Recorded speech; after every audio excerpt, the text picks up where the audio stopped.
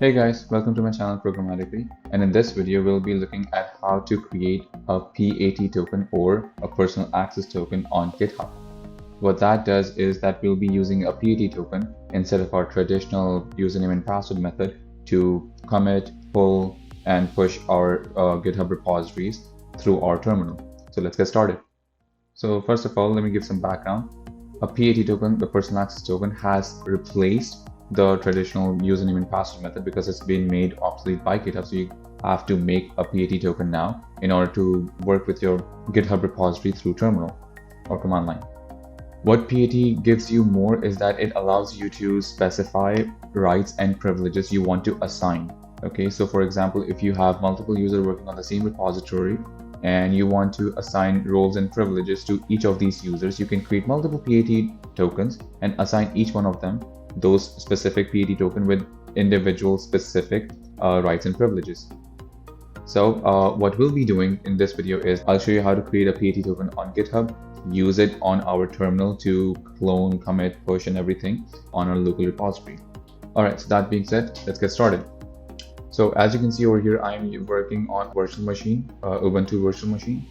And let me show you the repository that I'll be working with. I have created a PAT demo repository. It already has 5 files. Okay, so in order to first create a PAT token, I will have to go over here in the settings option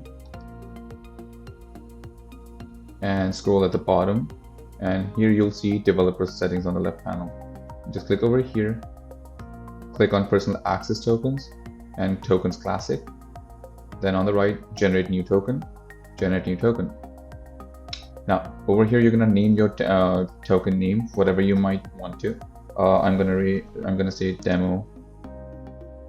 Okay, over here you can set the expiration 7 till 90 or maybe custom or even no expiration, up to you. It's better to expire it depending on your need.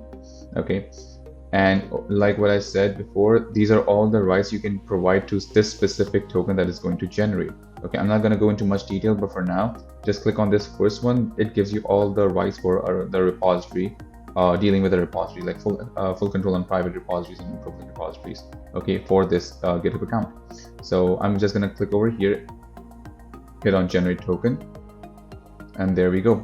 We have now created a GitHub PAT token. Now this is only showing you for the first time. It won't show you again, so just make sure that you copied it and store it somewhere safe. I'm going to delete it after this video is over, so don't bother trying it. So I'm going to store it on a notepad over here so that we can use it later on.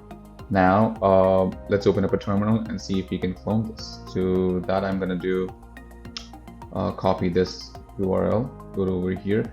As you can see, I'm on my desktop and there is nothing over here. Okay, so I'm going to create a directory over here. Let's call it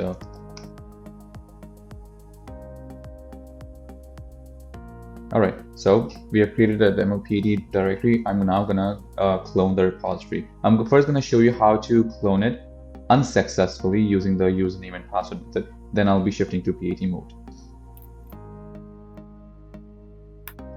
See, it's asking for my username. So I'm gonna be putting in my password, which won't be visible to you. And just like that, as you can see, the password authentication was removed on August 21. See, it is made obsolete. The authentication failed. Okay, so now what I'll be doing is I'm going to do the same thing, but I'm going to be using my PAT token instead for the password field. So I'm going to go back to over here, select all, copy, go back here, and then paste, and then hit enter. There we go. It worked. And there we have it, PAT demo. This is our repository. So let's go into it. And there we have it, all the 5 files. Now, that was the first example of using PAT token. Let's have another. Okay, so we have created another file. Let's try to commit it.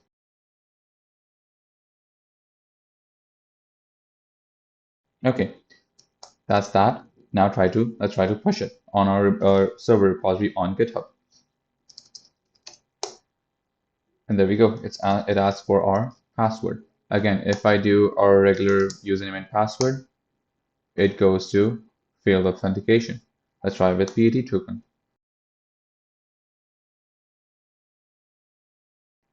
Voila, It's done. Okay, let's go back to our repository over here and hit refresh. And there we have it. So as you can see, personal access token is what is being accepted now in GitHub, or to access your GitHub repository on your local drive. And the previous method, the traditional username and password method, has been made obsolete. I hope this video helped you in understanding what's the importance of PAT token and how to use it in our daily workload. Alright guys, so that's going to be it for this video. If you want more of these short tutorials, then check out my website programmatically.com. The link will be in the description box below, and I will see you in the next video. Take care.